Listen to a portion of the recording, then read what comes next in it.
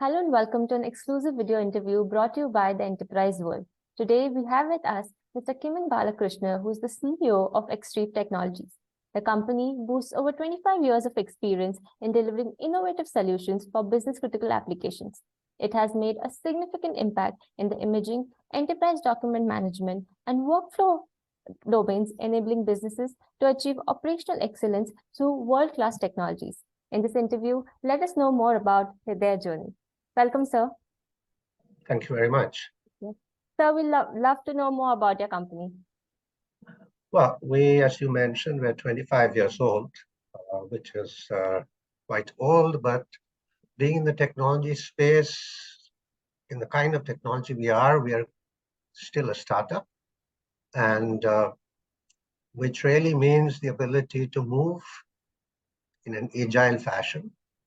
Well, in terms of what we do, well, I guess today the word digital transformation describes what we do.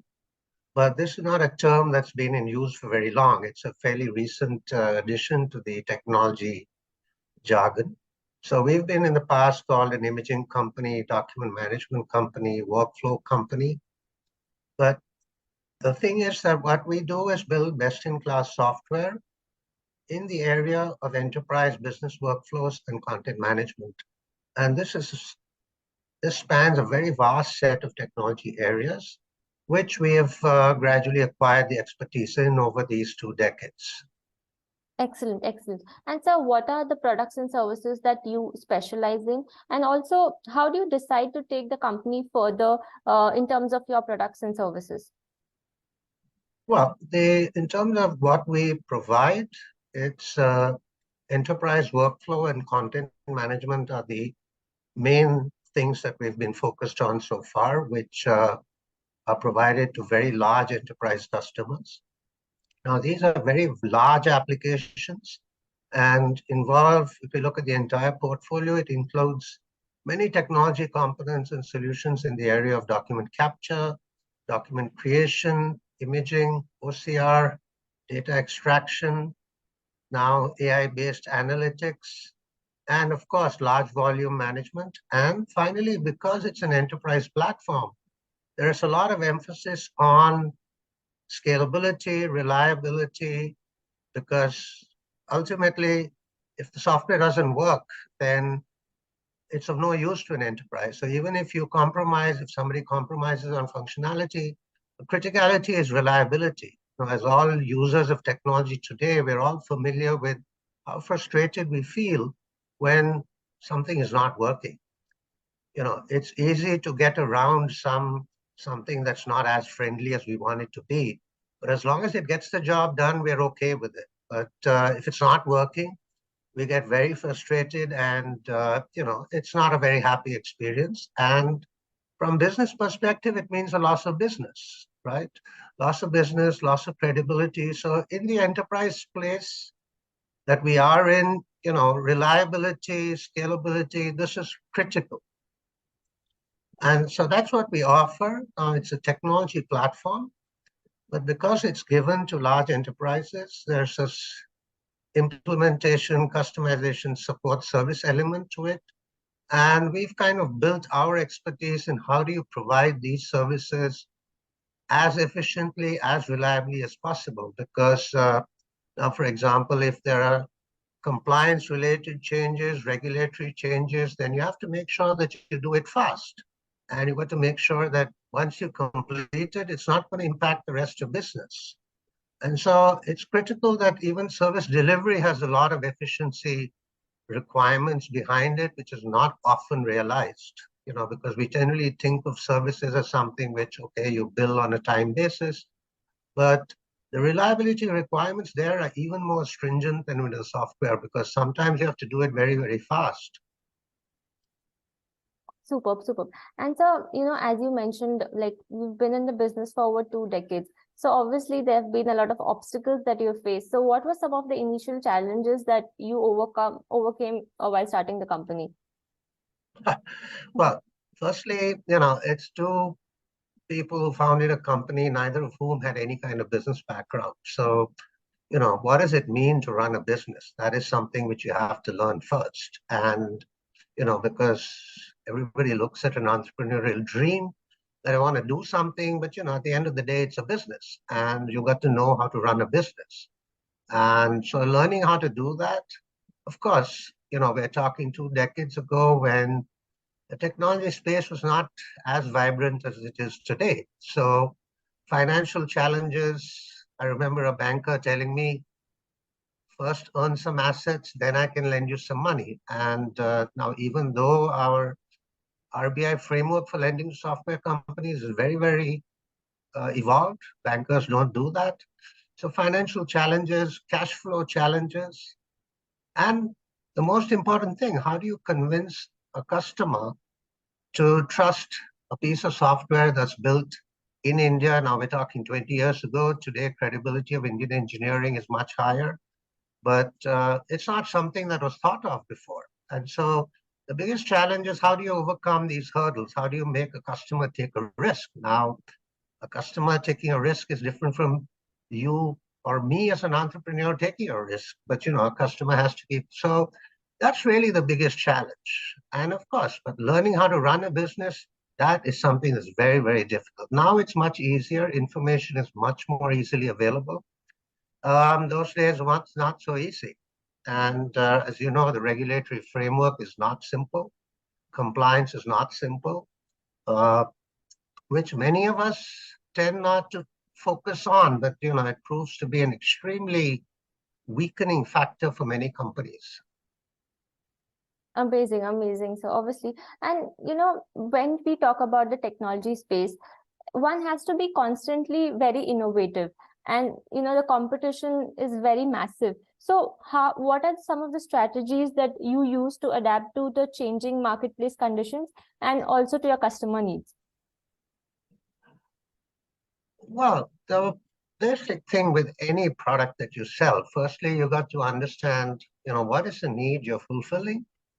And in a technology space, which is very, very dynamic and fluid, the main thing is listen to customers, listen to end users, right? And here the end user is critical, because now typically the decision maker to buy our software will be some senior person, either in business or in IT, but the person who's using it is somebody else. And so critical thing is observe them, listen to them, and especially when you make a failed sales pitch, that's when you have to listen, because people are voicing their concerns.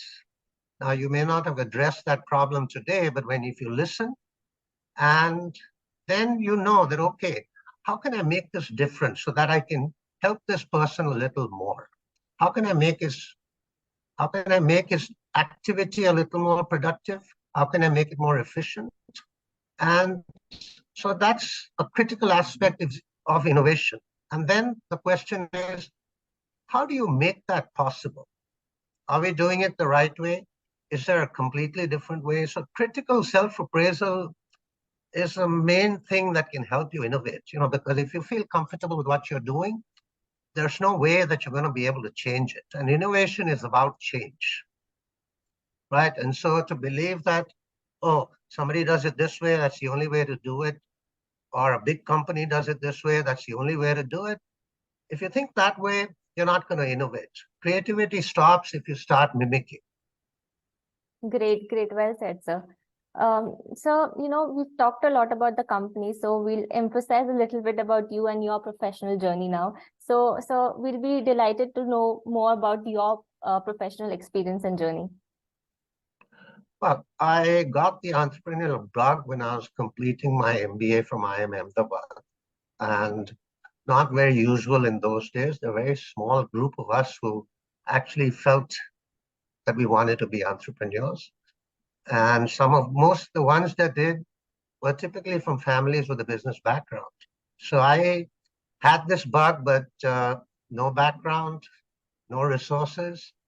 And so I was told, listen, first learn what the business world is about, and then you can try your hand at it. And this advice was given to me by a gentleman who was a leading business leader, marketing professional.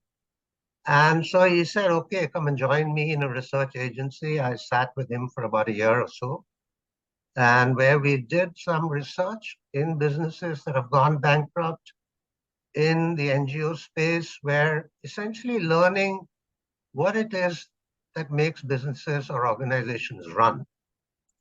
And then he advised me, he said, now it's time for you to join a large company because the dynamics there are different. And so I joined a large industrial group in a team that was trying to raise resources for a new project. It was a 1,000 crore project. Wasn't easy, regulatory challenges there, but it was an interesting experience for about 2 years. And because it was a small team, it was a bit of an entrepreneurial venture within that large industrial group. And so after 4 years of gathering these various experiences, I decided, okay, let's try and take this plunge. And somehow I felt that software was an area I had the ability for. I was never formally trained. And those, well, in the first generation of software engineers came from diverse backgrounds, right? It's not like today where you train to be a software engineer. There you trained in something else and then you acquired software skills and then you became a software engineer, right? So that was really my entry into software. And I felt that this was something that, one, did not require too much money. And two, it was an exciting space because, we're talking around the time when computers and computerization was just beginning in India. So, and even all over the world, it was when the desktop revolution was just about starting. So, a widespread use of technology was expected. And so it seemed like, okay, this is something to do. Awesome, So sir. that is really the background with which I joined, started a company, and that's how it's been. Okay, and so, as you mentioned that you've been, since the era of this beginning of the whole computerization and everything. So obviously you've spent years and years and you have a very long-standing experience in this. So I'd really like to know what were some of the key achievements throughout your entrepreneurial journey? Well, let me put it, the key achievement really is to have survived for 25 years without any serious mishaps, managing to grow, even though we've not grown as fast as we'd have liked to. There are many reasons for that, but the fact that we've built world-class technology on a shoestring budget, that's something that's very satisfying. And using resources which, it's again felt that software technology requires, very advanced skills which require IIT type training and stuff like that. Well, that's something I don't dispute the quality of IIT talent, but not all of us can afford it. But, and so we've managed to show that it is possible to build quality software, world-class software, without necessarily going for the best talent that's available. And so how do you, take resources from not the best rated universities, train them, teach them, motivate them, and show them that, something is possible. Now, this is not quantum mechanics or something like that, which requires advanced physics or learning. It's something which requires a way of thinking, a certain discipline, and the ability to believe that you can push the envelope forward and do something. Yes, sir, great. And as you mentioned about the whole hiring talent thing, I'd really like to know, how do you keep your team motivated and what makes your team unique, sir? Well, motivating people, well, it's not easy. But I think the main thing is if you provide a fun atmosphere, an equitable atmosphere, that's a critical thing. Now, as a small company now, we can't necessarily meet all people's financial requirements. And so we don't look at that as a critical element for us. And so the thing is, if you provide an environment which is friendly, understanding, and at the same time nurturing people, giving them exposure, giving them responsibility, but not necessarily pulling them up if they make a mistake. And sometimes our mistakes can be a little expensive, like if you cause a downtime at the customer location for even 10 minutes, right? It's a serious problem. And now that can happen. So you give people the responsibility, back them up so that they don't feel that, if you back them up, then they're willing to take a risk themselves. But if they feel that, oh, if I make a mistake, I'm going to get stuck, then everybody is going to be very, very cautious, right? So risk taking comes from there. So that's the main thing. It's letting people know that you're going to train them, help them, and support them. And of course, a critical thing is understanding human people. Everybody has challenges. How do you accommodate that? How do you, work within that? And it's a challenge in a team. So for example, somebody has a problem, you make an exception. Now, how do you explain that to somebody else who says that, oh, I have a problem, but then his problem may not be as serious, but then these are all perceptions. So I found that being firm, being fair, being open, and being consistent. So then people feel that, okay, this is how it works, right? And you have to be open because you have to explain why you're doing what you're doing. People are reasonable, right? Some people can be argumentative, but that's par for the course. Now we're talking of people in the young 20s, right? Early 20s. They just passed teenage, joined a job.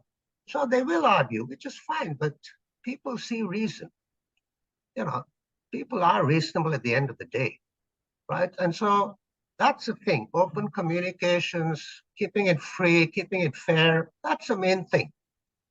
That helps people stay. Now, we do not say that we pay the best because we cannot pay the best compared to multinationals, but we say that we can provide you an environment to learn, to grow, to realize what you can do, right? And no job is for life nowadays.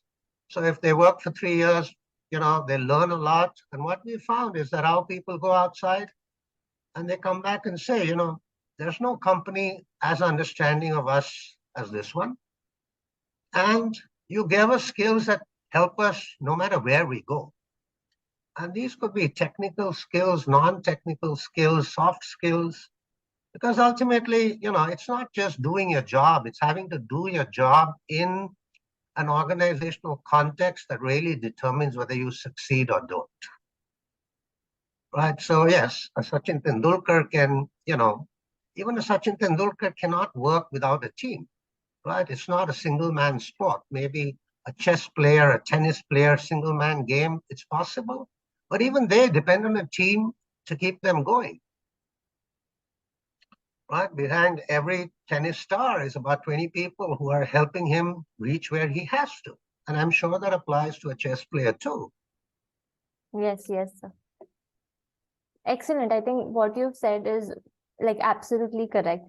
And, you've set an example of entrepreneurship and leadership. And for people who are like upcoming or budding, entrepreneurs in this field, they look up to you. So what is that one piece of advice that you like to give them? Dream with your feet on the ground. That's the first thing. And remember, it's a lonely journey, right? Because at the end of the day, so even today, right, I'm a single founder. I've got a lot of people around me, but at the end of the day, there are certain perspectives that only a founder has. And that can be lonely. And you have to recognize that it is it's a lonely thing. Leadership is lonely, right? Because at the end of the day, you have to maintain a distance. There are certain things where the buck does stop with the leader. And so you have to be able to handle the loneliness about it, not expect that everybody understands everything you want to do. There will be things you have to do where people don't agree, but you've got to do that. So the question is, are you willing to do that? It's not easy. And so many people today, it's a little more in to think entrepreneurial, which is a good thing. But I think the main thing is to know, are you really up to it? So you can give it a shot, Now, there are lots of stories of people who fail once, twice, thrice, four times. The fifth one is a success. Now, which is fine. That's what entrepreneurship is about. But the question really to ask yourself is, am I ready to face this challenge? Not all of us are, right? Some of my friends who've been entrepreneurs, they said, if I hadn't succeeded, I wouldn't have liked it. The success kind of balances for some of the sacrifices, if you want to use that word, that they've had to make. But they say that if I wasn't so successful, I don't know if I'd have been okay with the sacrifice. So that's the main thing to understand, that, it's not easy. Well, nothing is easy. What is easy? I suppose going to sleep, even that is not easy, right? I think breathing is the only thing that's easy, right? Today, even that's difficult with pollution. But so nothing is easy. But these are very, very challenging. Being an entrepreneur is not simple. Yes, I can definitely understand. Yeah, I think that is a power-packed advice that you've given. And obviously, entrepreneurship is for action takers. So yes, sir, you've said it brilliantly. And this brings us to the end. I'd really like to thank you for your time. And I wish you all the best to your company. And thank you so much, sir. I know you're busy, so thank you so much for your time, sir. Right. Thank you very much. Thank you. Thank you, Yeah. sir. Bye. Yes, bye. Take Bye. care and have a great day, sir. Yep. Same to you. Thanks.